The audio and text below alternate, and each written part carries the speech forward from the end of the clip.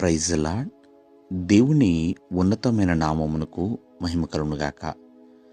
దేవుని పేరట మీ అందరికీ హృదయపూర్వక వందనాలు. ఈ ఉదయకాలము దేవుని వాక్యాన్ని విందాం. 2వ దినవృత్తాంతముల గ్రంథము 20వ అధ్యాయము 17వ వచనము. మీతో కూడనున్న యెహోవా దయచేయు రక్షణను మీరు చూచెదరు. ప్రియమైన వాళ్ళరా, ఇక్కడ మోయాబీలు, అమ్మోనీయులు, మోయానీయులు ఇలా దండెత్తి రాజు అయిన యెహోషాపాతు మీదకి, అలాగే ప్రియమైన వాళ్ళరా యోధావారి మీదకి ఇలా దండెత్తి వస్తున్న పరిస్థితుల్లో మరి యెహోషాపాతు ఉపవాస దినమును చాటిస్తాడు.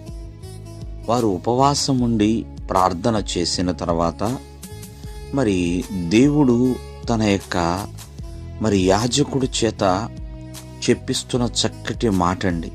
ఒకసారి ఆలోచించేయండి. ఏమని అంటున్నాడంటే, మరి ఈ గొప్ప సైన్యము చూచి మీరు భయపడబాకండి, జడీబాకండి, యెహోవా మీతో కూడా ఉన్నాడు అని మరి దేవుడు చక్కటి వాగ్దానం వీరికిస్తున్నాడండి.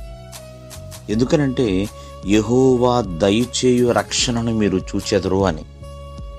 అంటే ఇక్కడ రక్షణ అంటే దేవుని యొక్క కాపుదల.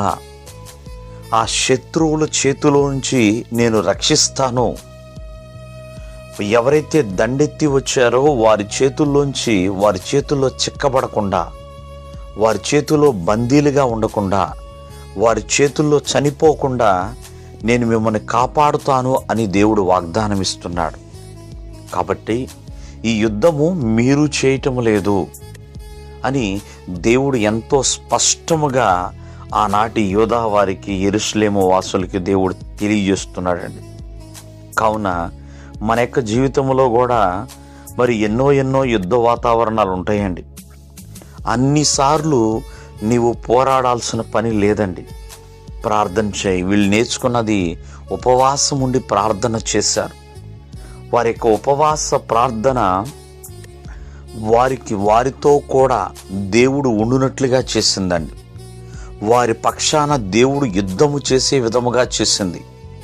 అంతేకాకుండా దేవుడు వారిని రక్షించేలా చేసిందండి.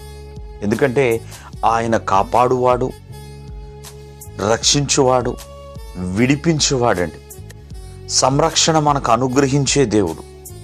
కావున ప్రతి ఒక్కరు కూడా మనము ఎన్నో శ్రమల గుండా, ఎన్నో శోధనల గుండా వెళుతున్న సమయంలో మరి ప్రభుతో మాట్లాడాలి, ప్రభువుకి సమయాన్ని ఇవ్వాలి, మనకున్న బాధని మరి చెప్పుకోవాలి, ప్రభుతో సమయాన్ని గడపాలండి, ప్రభువు మీద ఆధారపడాలి, నీవే నా ఆశ్రయ దుర్గమని వేడుకోవాలి.